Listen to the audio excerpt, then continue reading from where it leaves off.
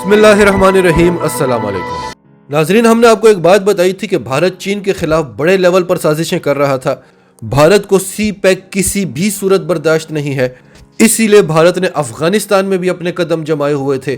भारत गिलगित बल्तिस्तान को भी पाकिस्तान से तोड़ने के प्लान बना रहा था। भारत ताइवान को भी चीन से अलग करना चाहता था। साउथ चाइना सी में भी साजिशें कर रहा था। लेकिन चीन और पाकिस्तान के सब्र का पैमाना तब खत्म हुआ था जब भारत ने अमेरिका से कहा था कि अफगानिस्तान को छोड़ें, क्योंकि अफगानिस्तान आप जो करने आए हुए हैं, तालिबान ने आपको एक दिन सुकून का नहीं दिया कि आप वो कर सकें। असल टारगेट तो चीन और पाकिस्तान थे। तो आप यहाँ आए, कश्मीर में बैठे, यहाँ से अफगानिस्तान पर एयर स्ट्राइक्स भी करें, लद्दाख में बैठे। उसके बाद ट्रंप ने ऐलान किया था कि हम अफगानिस्तान से फौजें निकाल रहे हैं। इनका प्लान था कि इन्होंने आकर कश्मीर और लद्दाख में बैठना है। पाकिस्तान के खुफिया इदारों ने यह बात चीन को बताई और चीन ने इनको गर्दन से पकड़ लिया। और चीन और पाकिस्तान ने ऐसा मजबूत इत्तेहाद दिखाया कि आज भारत पूरे खित्ते में अकेला खड़ा है। वो तमाम ममालिक जो भारत की गोद में बैठा करते थे, जो पाकिस्तान के खिलाफ भारत के साथ मिलकर साजिशें करते थे, वो तमाम ममालिक आज भारत के दुश्मन बन गए हैं। ईरान से पत्ता साफ, अफगानिस्तान से पत्ता साफ, नेपाल, भूटान, म्यांमार, श्रीलंका, बांग्लादेश, सबको चीन ने खरीद लिया है। और अब तो भारत के अपने इत्तेहादी भारत के खिलाफ बोलना शुरू हो गए हैं।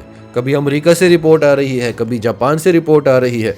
और भारत ने जिन जिन चीज़ों पर पर्दे डाले हुए थे, जितनी उसने अपनी शर्मिंदगियाँ छुपाई हुई थी, जो दुनिया के सामने झूठ बोल रहा था कि हम सुपर पावर हैं, सब राज फाश कर दिए हैं।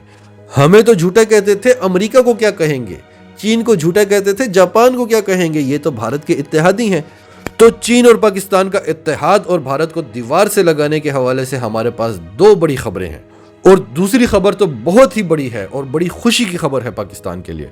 तो खबरें आपको बताते हैं। उससे पहले अगर अभी तक आपने हमारा चैनल सच टीवी सब्सक्राइब नहीं किया तो इसे अभी सब्सक्राइब करें और बेल आइकन पर क्लिक करें ताकि हमारी आने वाली वीडियोस आपको वक्त पर मिलती रहें। नाज़रीन, आप जानते हैं कि अफगानिस्तान वाले मामले में पाकिस्तान को पूरी दुनिया में कितनी इज्जत मिली। भारत ने हर समिट में शिरकत करने की कोशिश की। हर एक मुल्क को कहा कि हमें भी बुलाया जाए, हम भी स्टेक होल्डर हैं। लेकिन जवाब क्या मिलता था कि आपका कोई काम नहीं, अगर आप आएंगे तो पाकिस्तान नहीं आएगा। उसके बाद भारत ने क्या किया कि अपने ही मुल्क में अफगानिस्तान पर बातचीत के लिए एक समिट रख लिया और उसमें भारत ने पाकिस्तान के NSA डॉक्टर मोईद यूसुफ को भी इनवाइट किया ताकि पाकिस्तान के साथ ताल्लुकात में थोड़ी सी बेहतरी आए, पाकिस्तान अपने रवैये में थोड़ी सी नरमी दिखाए और हम जिन मुश्किलात में फंसे हुए हैं चारों तरफ से, शायद उससे थोड़ी बहुत निजात मिल जाए।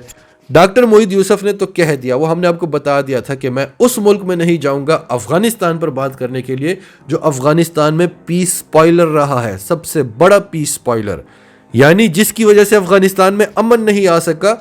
उस मुल्क में मैं जाकर अफगानिस्तान में अमन के हवाले से बात नहीं करूंगा।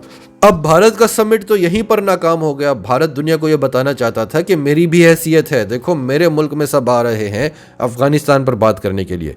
तो जब पाकिस्तान सबसे बड़ा स्टेक होल्डर ही नहीं जाएगा तो उस समिट की क्या हैसियत रहेगी। दूसरा बड़ा स्टेक होल्डर चाइना, उसने भी आज कह दिया है कि हम भी भारत नहीं जाएंगे। उसने कहा कि आप अफगानिस्तान में क्या करते रहे हम जानते हैं, आप वहां पर बैठकर पाकिस्तान में चीनी इंजीनियर्स पर हमले करवाते थे और हम आपके मुल्क में आकर अफगानिस्तान में अमन के लिए बात करें। नहीं, इतने दोगले हम नहीं हो सकते। तो यहाँ पे आपको चीन और पाकिस्तान का इत्तेहाद भी नजर आया और भारत को एक बार फिर मुंह की खानी पड़ी। अब इसी हवाले से हम आपको दूसरी खबर देते हैं। भारत और पाकिस्तान की जो बड़ी अफवाज हैं उसमें पाकिस्तानी बड़ी फौज को बरतरी हासिल है। एक तो पाकिस्तानी फौज की ट्रेनिंग बेहतरीन है, दूसरा उनमें लड़ने का जज्बा है और तीसरा उनको पिछले 20 साल से जंग का तजुर्बा है। 20 साल से वो मुसलसल जंगें कर रहे हैं और कई बड़े ऑपरेशंस भी किए हैं और दूसरे ममालिक में जाकर उनकी जंगों में भी शिरकत करके अपने आप को मनवाया है। इसी तरह पाकिस्तान एयरफोर्स, दुनिया मानती है भारत की एयरफोर्स का पाकिस्तान एयरफोर्स के साथ कोई मुकाबला नहीं है। जहाज भी उनके उड़ते ताबूत हैं और पायलट्स तो उसके किसी काम के नहीं है। उनका एक बहुत बड़ा पायलट था अभिनंदन, उसका हाल आपने देख लिया।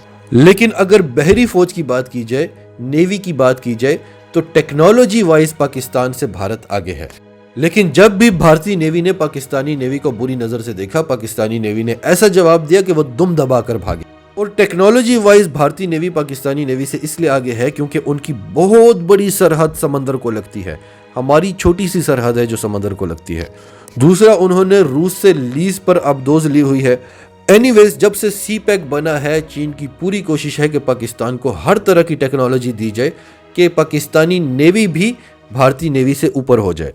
इस हवाले से तुर्की भी पाकिस्तान के लिए वारशिप्स बना रहा है।